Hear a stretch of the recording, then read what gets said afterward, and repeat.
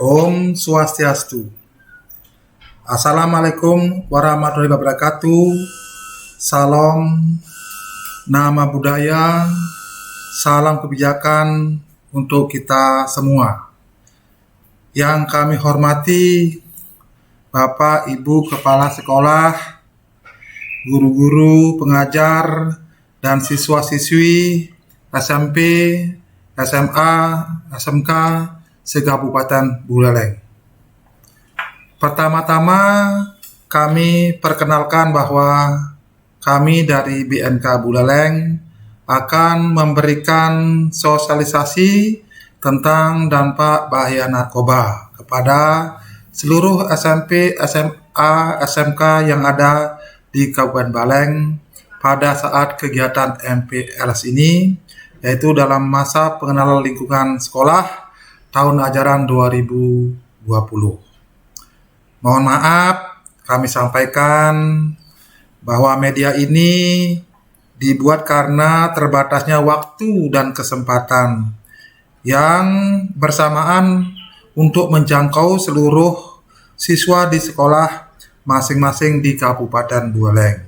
Di sisi lain, para siswa harus paham dengan bahaya narkoba dan jangan sampai jadi korban, baik pada diri sendiri maupun keluarga, maupun keluarga. Sehingga dalam surat ini akan diberikan penjelasan tentang hal tersebut dan mohon perhatiannya untuk dipahami. Mengawali sosialisasi ini, kita berbicara masalah sejarah narkoba masuk ke Indonesia.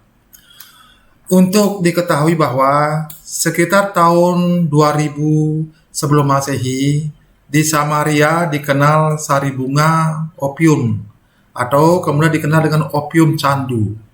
Selanjutnya dalam abad ke-17, masalah candu ini bagi Cina telah menjadi masalah nasional.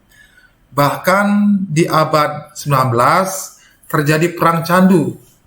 Akhirnya Cina ditaklukkan Inggris. Tahun 1806, seorang dokter dari Westphalia bernama Frederick William Sertuner menemukan modifikasi candu yang dicampur amonia yang kemudian dikenal sebagai morfin. Itu diambil dari nama dewa mimpi Yunani yang bernama Morpheus. Tahun 1856, waktu pecah perang saudara di Amerika Serikat, morfin ini sangat populer dipergunakan untuk penghilang rasa sakit saat luka-luka. Tahun 60-an sampai 70-an, pusat penyebaran candu dunia berada pada daerah Golden Triangle, yaitu Myanmar atau Burma, Thailand atau Muang Thai, dan Laos, dengan produksi 700.000 ton setiap tahun. Pada daerah Golden Crescent, yaitu Pakistan, Iran, dan Afghanistan, dari Golden Crescent menuju kemana? Afrika dan Amerika. Selanjutnya pada akhir tahun 70-an, ketika tingkat tekanan hidup manusia semakin meningkat dan teknologi sangat mendukung, maka diberilah campuran-campuran khusus agar candu tersebut dapat juga dalam berbentuk obat atau dan pil, contohnya seperti sabu dan ekstasi. Seperti apa yang saya sampaikan tadi, bahwa peredaran narkoba bukan hanya internal di Indonesia saja, tetapi lihat dari Afghanistan, dari Samaria. Dari Samaria itu menuju Saudi Arabia, kemudian masuk ke Indonesia melalui Malaysia, melalui Cina, melalui India, melalui Iran. Berarti kita ini adalah dijajah oleh negara lain. Hanya penjajah itu adalah penjajah tanpa wajah, yaitu narkoba yang masuk ke Indonesia. Inilah yang perlu kita hadapi secara bersama-sama, terutama dari di sedini mungkin, yaitu dari SMP, dari SMA atau SMK atau sekolah dasar lainnya. Nah, ini perdagangan narkoba internasional di Indonesia tadi sampaikan dari Timur Tengah, dari Golden Crescent, ya, Golden Crescent, kemudian dari Golden Triangle, Thailand, Vietnam, Kamboja, masuk India, masuk Malaysia dekat Indonesia, masuk ke Indonesia, khususnya masuk ke Bali, khususnya masuk ke Buleleng, ya, Buleleng. Ini banyak kasus-kasus yang terjadi yang di Buleleng, memang asal mulanya barang tersebut dari luar negeri. Nah, ini sebagai contoh bunga opium, begini bunganya, sangat indah, sangat tertarik, bagus bunganya, tapi bahayanya yang bukan main. Ya. Ini bunga itu berbuah, kemudian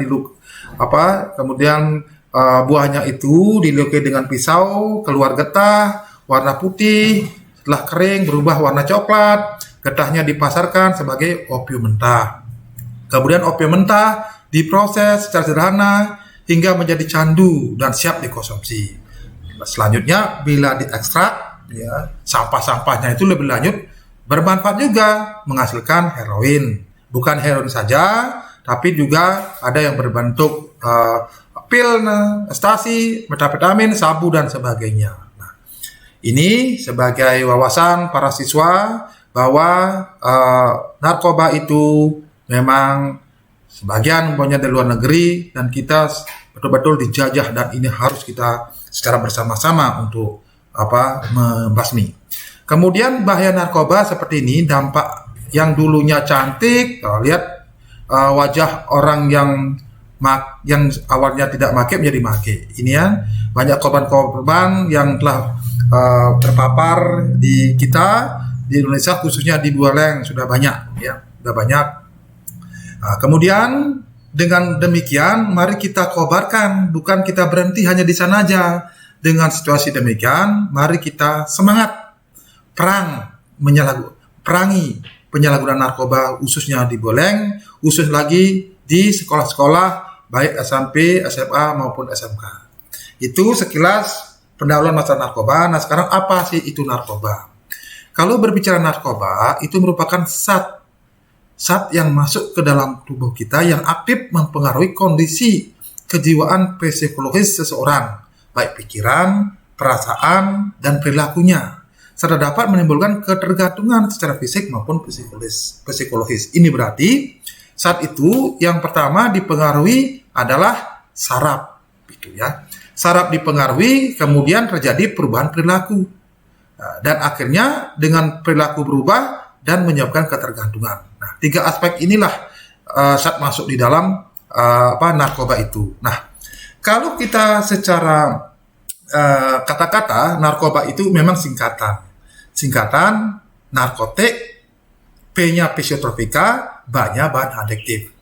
Ya, narkotik itu kualifikasi yang pertama, psikotropika kualifikasi kedua, bahan adiktif kualifikasi ketiga. Kalau berbicara narkotik itu obat atau obat berasal dari tanaman dan bukan tanaman yang menyebabkan penurunan atau perubahan kesadaran, hilangnya rasa dan mengurangi sampai menghilangkan rasa nyeri. Contohnya adalah ganja, heroin, morfin dan sebagainya, termasuk opium. Kemudian psikotropika itu sintetis, berarti narkoba itu ada tanaman, ada bukan tanaman. Nah, sekarang khusus psikotropika itu adalah obat alamiah sintetisnya, ya, tapi bukan tanaman, ya, yang berkhasiat psikoaktif melalui pengaruh selektif. Sudah saraf sama, ya, menurunkan dan menyebabkan ketergantungan dan menurunkan kesadaran juga.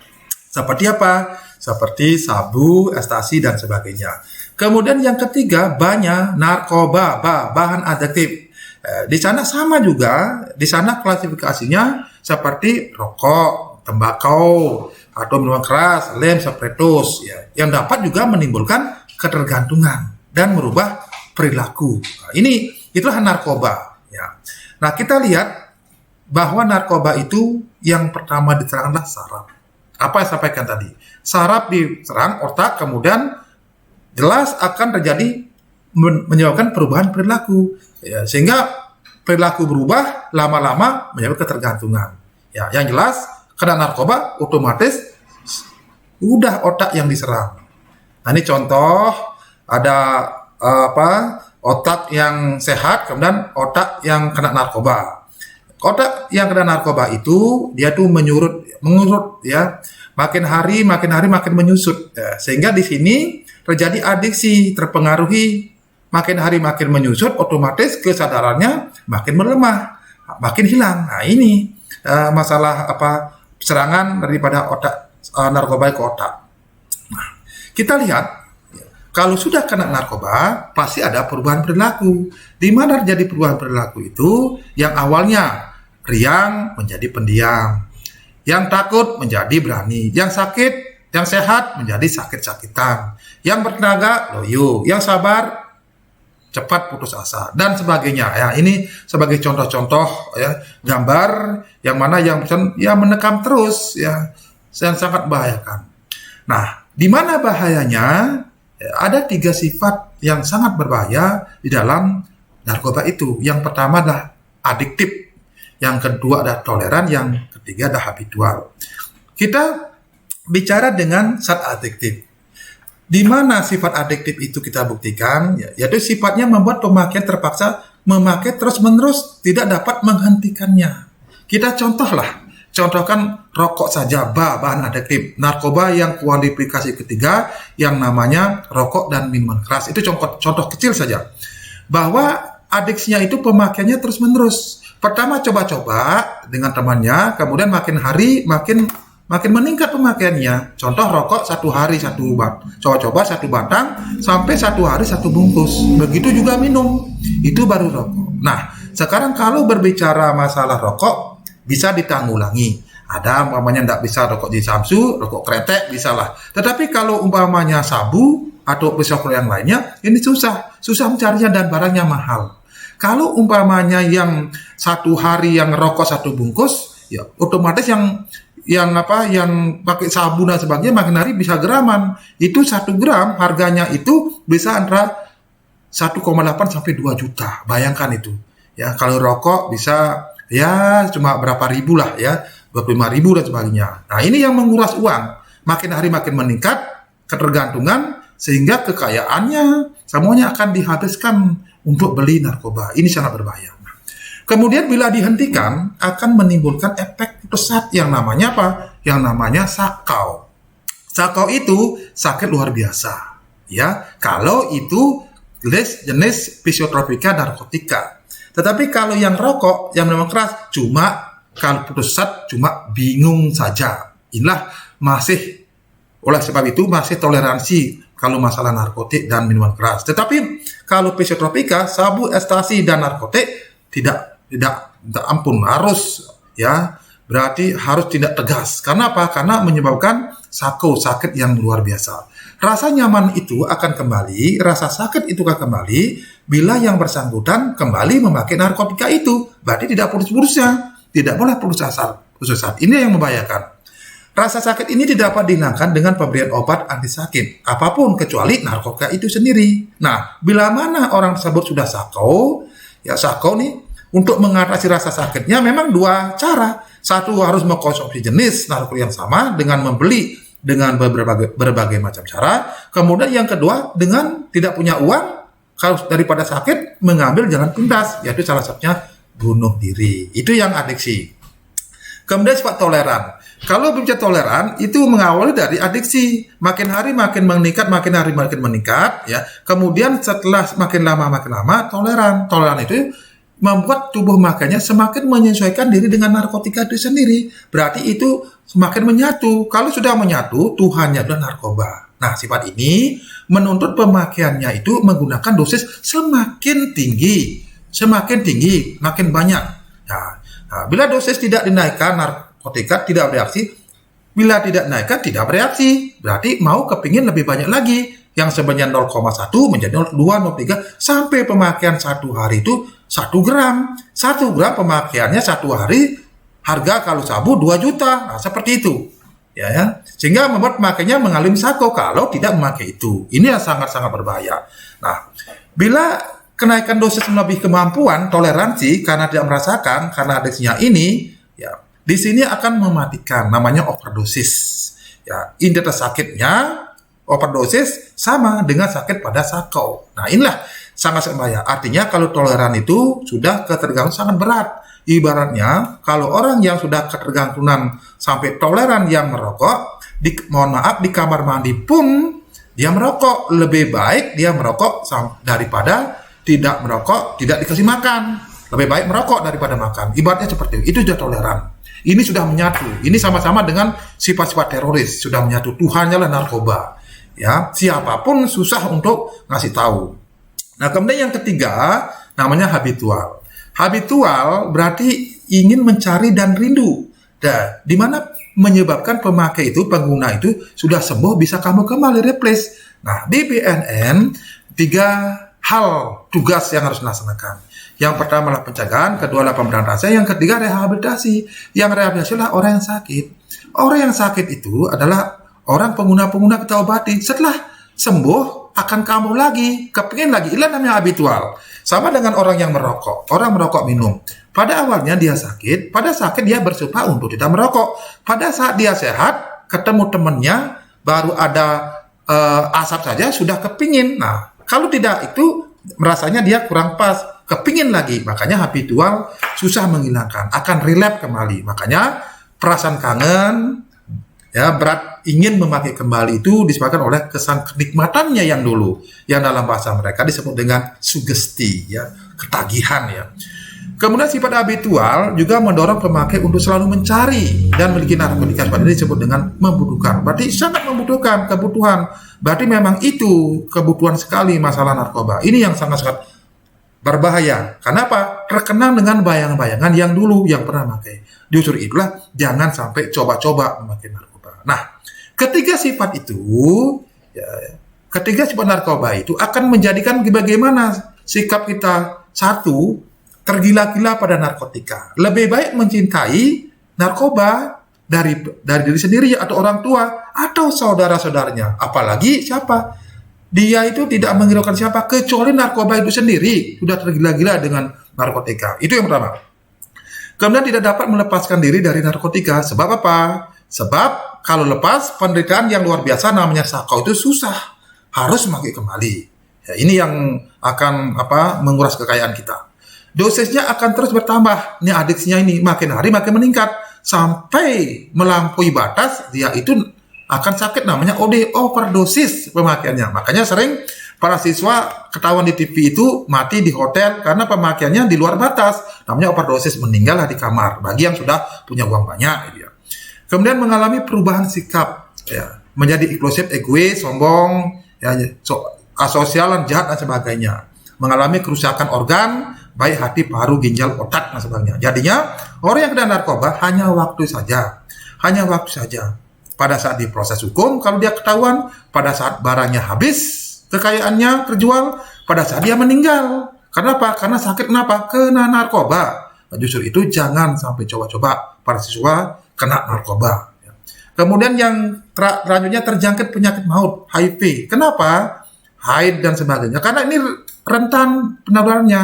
Karena kalau orang kena narkotika, orang morfin itu pemakaiannya melalui jarum suntik. Kalau penyerang jarum suntik, ya otomatis satu kena, semua kena. Satu kena HIV, banyak yang kena HIV. Nah, seperti itu yang terjadi. Nah, sekarang kita lihat bagaimana sih dampak kalau memakai narkoba. Kalau berbicara dampak, ada 5 hal yang harus kita perhatikan. Dampak kesehatan, tadi udah jelaskan, baik fisik maupun mental jelas. Ya, kemudian dampak sosial jelas, keluarga, masyarakat, bangsa, negara, individu dampaknya, ya, sosial, otomatis individu. Kemudian pendidikannya sulit konsentrasi, putus sekolah, makanya dengan pendidikan SMP, SMA, SMK yang masih muda-muda ini konsentrasi sekolah. Kalau masuk narkoba sudah konsentrasinya susah, sehingga lebih baik dia putus sekolah, malas belajar. Orang yang kena narkoba sih malas belajar, otomatis dia berhenti sekolah. Siapa yang rugi? Udah diri sendiri, keluarga, maupun masyarakat juga yang rugi. Sekolah pun juga rugi. Makanya mari kita sama-sama, baik guru-guru, baik murid-murid, siswa-siswi, harus bersatu kita melawan narkoba ini. Dari ekonomi memang ada yang diuntungkan. Makanya pengedar itu kita tangkap karena dia untung. Ya, pengguna itu ya kita selamatkan. Itu yang sengsara. Di sisi lain pengguna ini ketergantungan, kepentingan. Nah, justru ini dualisme ini. Makanya ada demam, ada supply. Bagaimana memutus ini? Yaitu pengedarnya kita proses, kemudian penggunanya ini kita obatin. Nah, adik kata umpamanya adik-adik siswa guru-guru, siapa punya keluarga, kalau sudah menggunakan ada perubahan perilaku kira-kira menggunakan narkoba, jangan malu-malu, jangan takut melaporkan ke BNN. Diobati melalui rehabilitasi dan tidak diproses hukum, gitu ya, diselamatkan karena BNN menganggap bahwa kita dijajah, ya, dan penjajah itu tanpa wajah. Mari kita bahas bersama-sama. Kemudian yang terakhir dampak hukumnya berat, ya, hukumnya berat sampai hukuman mati. Itu dampak narkoba. Nah, kemudian di sisi lain, baik kondisi fisik dalam penyalahgunaan narkoba ini dipengaruhi juga mental, emosional, kehidupan sosial, apa yang sampaikan tadi, dan ini akibat kerugiannya. Lihat foto-foto yang saya tayangkan ini, bayangkan banyak terpapar, hanya ini nasi sudah menjadi bubur, pada waktu mempergunakan nyaman, pemula tidak apa-apa, tapi pemakaiannya sampai 10 tahun baru kelihatan. Setelah diproses hukum baru kelihatan. Ya, ini foto-fotonya, coba kita lihat, bayangkan dan pahami. Ya, ini jelas ya, berbagai macam gambaran sehingga para siswa itu paham bahwa begini loh, narkoba sangat berbahaya. Jangan coba-coba. Ya, ada yang DKP, ada merenung, ada kurus, kemudian ada terpapar mati, ada overdosis. Nah, ini kelihatan kan overdosis ini di TKP di hotel dan sebagainya. Ini kejadian nyata dan tidak ada kejadian nyata yang terjadi di kita ini. Nah, ini coba lihat ini foto yang kena HIV akibatnya, ya, kena narkoba, menjuruk aib. Bayangkan dia masih hidup, ya, keluar tidak bisa, malu keluar. Di sisi lain mukanya sudah seperti ini, jadinya susah, ya, apa yang harus dilaksanakan? Ya, satu-satunya dia pasti mau bunuh diri juga semuanya. Nah, jangan sampai terjadi keluarga kita semua. Ya. Ini sebagai gambaran bahwa ini akibat-akibat kena narkoba sebagai dampak, sehingga para siswa bisa menyikapi ini, pahami, jangan sampai kita kena narkoba. Nah, kemudian orang yang kena narkoba itu, bagaimana sih caranya kena itu? Berbagai macam cara. Satu melalui mulut, ya. Biasanya telan dia, kalau pil ekstasi ditelan. Kemudian dihisap, ya. Dihisap melalui rokok, seperti rokok. Kemudian sabu, campur dihisap, pakai bong, ya, pakai aqua, dilubangi 2. Dihirup, ya, seperti itu. Diinjeksi, suntik. Ya, injeksi suntik ini, yang morfin itu, yang tadi saya sampaikan tadi, narkotik, morfin, suntik, pas yang kena suntikan itu kena HIV1, semua yang kena HIV jadi larinya ke sana. Kemudian ditaruh luka, kemudian di pantat, didubur, berbagai macam cara mengkonsumsi narkoba supaya narkoba itu bisa masuk. Kemudian dari sekian itu apa sih faktor-faktor penyebabnya? Nah, kita bahas sekarang faktor penyebabnya. Satu, masalah kepribadian, kemudian keluarga maupun lingkungan. Kemudian ada faktor pendidikan, ada faktor sosial, kemudian faktor rentan di lingkungan masyarakat itu sendiri. Kenapa kepribadiannya? Karena apa? Karena emosi setiap orang labil. Saat SMA, SMK ini emosional sangat labil, gampang dipengaruhi orang, kurang mengenalkan diri, ya. Berarti mau yang enak saja, mau menyenangkan, padahal itu berbahaya. Kemudian keluarganya kontrol keluarga, kurangnya disiplin. Nah, ini perlu adanya tanggung jawab keluarga itu sendiri. Yang tahu perubahan perilaku anak-anak itu adalah keluarga atau guru di sekolah. Nah, disinilah sampaikan apabila guru-guru ataukah ada adik siswa SMP SMA yang keluarganya ada perubahan perilaku, cepat informasikan ke terdekat, ada Babinsa, ada Babin Kampas, ada Kepala Desa untuk menginformasikan ke BNN. Kemudian lingkungan, tidak salah pentingnya lingkungan, karena lingkungan ini sangat mempengaruhi. Manusia itu makhluk sosial. Kalau lingkungannya rentan kena narkoba, udah otomatis dikitnya itu dipengaruhi kena narkoba. Kemudian faktor pendidikan, ini penting juga. Makanya dalam kesempatan inilah saya sempatkan kepada adik-adik SMP, siswa SMA, SMK semuanya, untuk diberikan pemahaman tentang bahaya narkoba seperti ini. Supaya dari segi pendidikan, biar lebih awal waspada. Oh, jangan coba-coba bahwa narkoba itu sangat berbahaya. Kemudian faktor komunitas sosial, kemudian faktor polisi yang rentan, ya, remaja-remaja, yang ada lingkungannya minum, ada lingkungan yang lingkungan minum di sekitarnya, mau mabukan, ini sangat rentan karena itu ambang masuk kena narkoba, ya. Nah, sekarang bagaimana sih penyebab seorang sehingga dia mempergunakan narkoba? Ya, pertama adalah faktor individu. Faktor individu internal dia itu adalah coba pakai, gengsi itu. Kemudian 2, bersenang-senang. Namanya narkoba membuat orang senang.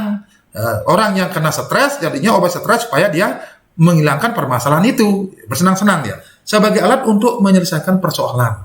Janganlah menyelesaikan persoalan dengan narkoba. Kemudian mengikuti tren perkembangan masa kini. Ya sedikit-sedikit kehilangan zaman. Oh, sedikit zamannya narkoba, ayo masa. Padahal coba-coba membahayakan. Di sinilah perlu iming-imingan orang lain labil. Siapa yang kena? Anak-anak muda kita, terutama SMP, SMA. Ini sangat riskan sekali. Makanya kesempatan inilah kami sampaikan dengan gamblang kepada adik-adik semuanya, agar diterima dalam satu grup teman. Ini ya, agar diterima dalam satu grup. Kalau nggak diterima satu teman, dia nggak mau. Kalau umpamanya temannya pas orang memabuk, kena teman-temannya pas trek-trekan, ya supaya apa? Ya pergaulan lagi.